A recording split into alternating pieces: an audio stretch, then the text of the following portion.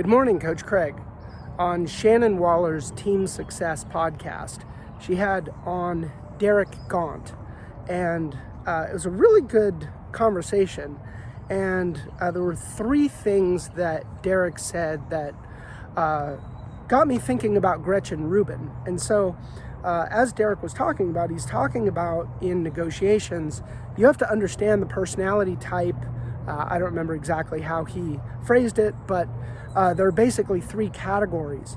There's the assertive, there's the accommodator, and the analyst. And he described himself as an analyst. Shannon described herself as an assertive, and I am an accommodator. And so when you know the personality types, it allows you to make sure that you don't come across as a threat to them. So it's a really good podcast episode, highly recommended. Shannon Waller's Team Success. Okay, so now how does this relate to Gretchen Rubin? Well, Gretchen Rubin has written a great book called The Four Tendencies.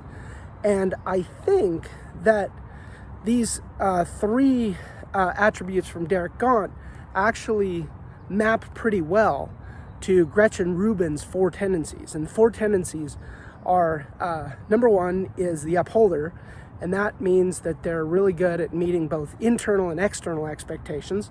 And then there's the obliger, and the obliger tends to bias toward external expectations. The rebel, neither internal nor external, and then the questioner, internal and not so much external. So I think that like the accommodator seems to be more of an obliger. Like they will accommodate the external expectations.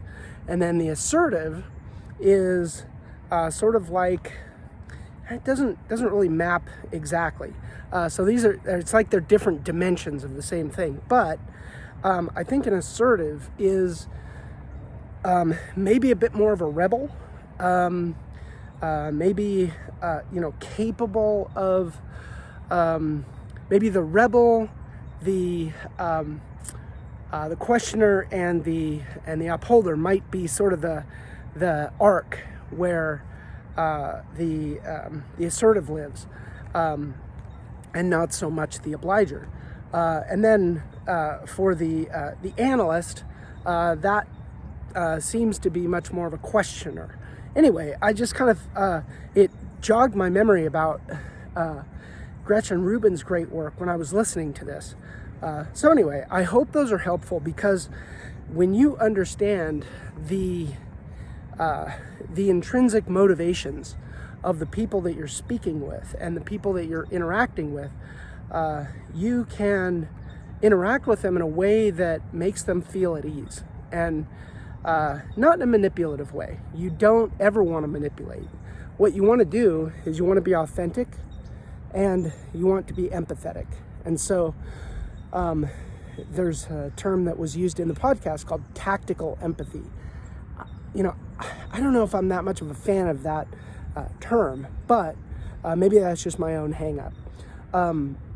But Dr. David Burns talks about thought empathy and feeling empathy. And I do resonate with those two things, where I think tactical empathy is a bit more about the thought empathy. And so I hope this is helpful. I hope this gives you a couple of references that maybe you can deep dive into in order to learn a little bit more about how to be more effective in your dealings with people who don't think the same way that you do. Coach Craig out.